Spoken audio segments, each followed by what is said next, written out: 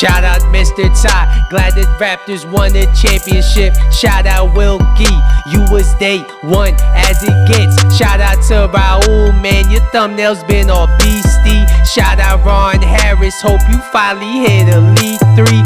What is going on, YouTube? It's your boy, One Star Week Footer. We are back for another Weekend League wrap-up. As you guys know, I rocked the full German team for the entirety of the Weekend League. And it looks just like this. You can see it on your screen. I played the 4-1-2-1-2 narrow. The only difference is in-game, Havertz played striker and Royce played cam. Otherwise, it looks exactly how you see it here. I didn't use any German center backs because, I mean, none of the German center backs are really good enough to use at this stage of the game. Maybe team of the season Sule, maybe Footy's Boateng, but other than that, I mean, I think Da Costa and Halstenberg had it covered. Overall, though, how did it play in game? I would say it's actually the best themed squad I've used so far. I mean, I've used a Brazilian squad, a Manchester United squad, an Everton squad. I lose track of everything I've used so far, but I think this is the best team by far, the most balanced team by far, and it got me to use the 4-1-2-1-2 narrow formation, which is a formation I really like to use. Just in case you want to see the custom tactics, I'm going to put them on your screen right now. So, they're pretty basic. 5 width, 3 depth, pressure on heavy touch. I played possession with 7 players in the box, 5 on corners and 3 on free kicks.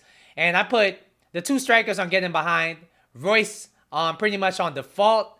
The midfielders are going to be on cover center. Ballack is going to be on cut passing lanes, cover center, staying behind.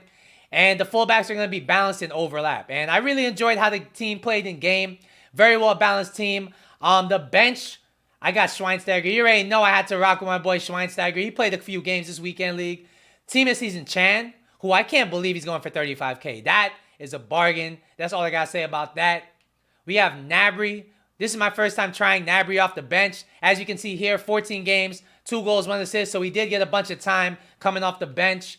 And then I got Brandt. I did stream today. And thank you guys to whoever jumped into the chat and gave me the idea to try this Brandt card, because it was fun to play him off the bench. So big ups to you. We're going to jump into the gameplay. I'm going to tell you exactly how this team played in game. And I'm also going to tell you how my weekend league went. Let's get it. All right. So for those of you that watched my stream, you guys already know that I finished the stream off and I was 13-5, which is a pretty good record. And it shows you exactly what I said earlier in the video, that this is the best team I've used out of all the theme squads I've used. So 13-5 is where we're going to start this video. How did it go after that? You might be wondering. It didn't really go that well.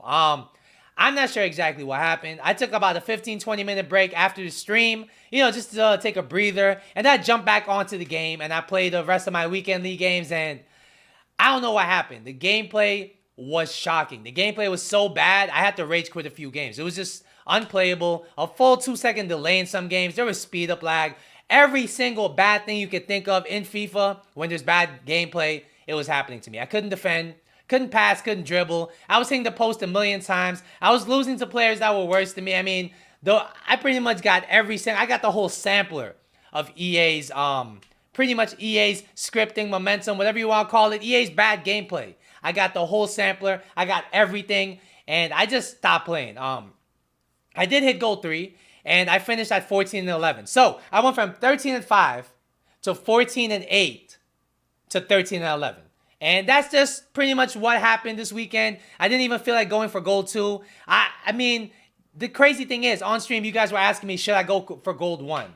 And then it got to the point where I lost so many games, I can't even get gold 1 even if I tried. So the gameplay, in summary, was bad. I'm going to stop ranting about the gameplay. I'm going to break down this team for you. So, first off, we have Royce. And you might be wondering, is he worth 800K? I would say yes. This card is an absolute game changer. Very, very good dribbler. Amazing shot on him. Very good pace. No real weakness because he's actually very strong. Good stamina. Very good in the air. I think he makes the perfect cam. I would definitely recommend that card. Werner was a bit of an unsung hero on this team. I bought him for 130K, and I never liked any Werner on this game. I mean, he does rip me, don't get me wrong, but I never liked any Werner on this game. And this Werner is Werner's the exception. I mean, he got 15 goals, 8 assists in 25 games, which in it of itself doesn't seem like a crazy contribution, but he was scoring a lot of big goals for me. And he was one of the main things I really like about this team. I got to try a new card that I didn't think I was going to like. I really liked him. He's very good at this attack positioning. Very good pace, obviously. Amazing shot.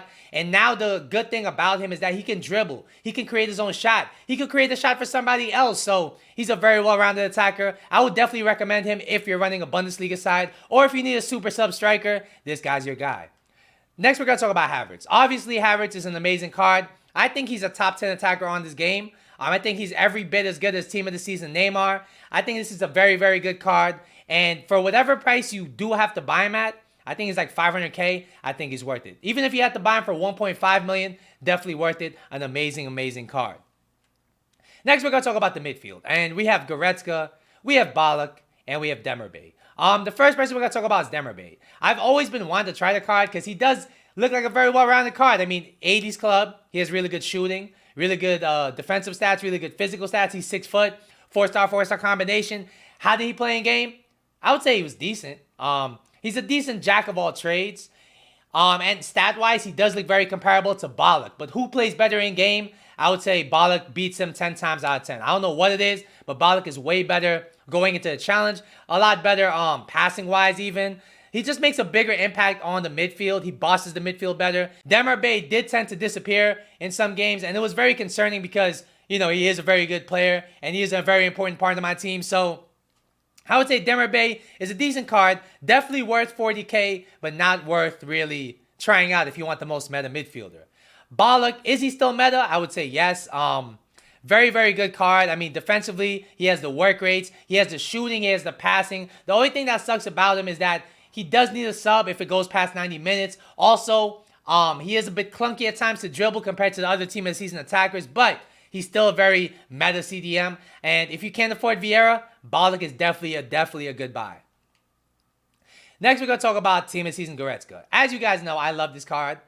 There's even YouTubers out there who use him over Hullet, like Fuji, and I don't blame him. This card is a total package. He has the pace, he has the shooting, he has the defensive capabilities, he has the stamina, he wins things in the air, he's 6'2", he has 4-star weak foot. I mean, the only thing he's missing is 4-star skills, but if you're on the fence, should I bring in this Goretzka card? I would say absolutely. The final thing we're going to talk about here is the defense, and you might be wondering, how did I fare with 4 high attacking work rate defenders? And I think the defense was amazing, honestly. Schultz, I've been sleeping on this guy for a while. I even talked funny about a guy who was using Schultz on his endgame squad in one of my videos. But yo, Schultz is the real deal. He's very good going into the challenge. He's decent in the air. I thought he was going to be worse. He was decent in the air. Very good going forward. He does have the pace. He has the stamina. A very, very well-rounded fullback. I wouldn't really put him up there with the Tellez's, with the real top-tier left backs in the game. But as far as Bundesliga, if you need a left back, this guy's definitely worth the money. Kimmich, I would say was decent. When he was in position, his tackle is bar none amazing. And he does have really good passing. He has really good shooting, really good dribbling. He's really good at everything, but he has high-low work rates, and he only has 85 pace. He is also on the smaller side, so I don't think he's really worth the money. If you're looking for a right back in the Bundesliga, I'd much rather bring in Da Costa. And I do think Da Costa is even cheaper than him. So definitely bring in Da Costa. I wouldn't really co-sign this Kimmich card. Speaking of Da Costa, we're going to talk about the Da Costa Halstenberg center back pairing. It was amazing. Pace-wise, obviously they have the pace. I didn't notice their high attacking work rates letting me down at all whatsoever. And challenge-wise, they were very, very clean. They were able to hang physically with the biggest attackers on this game. So they were exactly what I was looking for out of a center back pairing. And overall, I would have to rate the center back pairing on this team a 9.5 out of 10. They didn't set a foot wrong. And whenever I got scored on, I felt like it was my fault. So yeah, as you guys see on the screen right now, I pretty much played horribly for like the last 5 or 6 games. Like I said, the gameplay was some of the worst gameplay I felt in a long time. Just horrible, horrible gameplay. So you're just going to see a montage of me getting scored on, losing, scored on, losing, even rage quitting some games. But nonetheless, I did have a great time with this team. Let me know in the comment section down below what you guys want me to use next weekend. But yeah, I'm going to end this video right here. I'm going to see you guys in another video later. Shout out Tubton, shout out Vic, that's with a K though. Shout out Max Fosker, man, you won my giveaway though.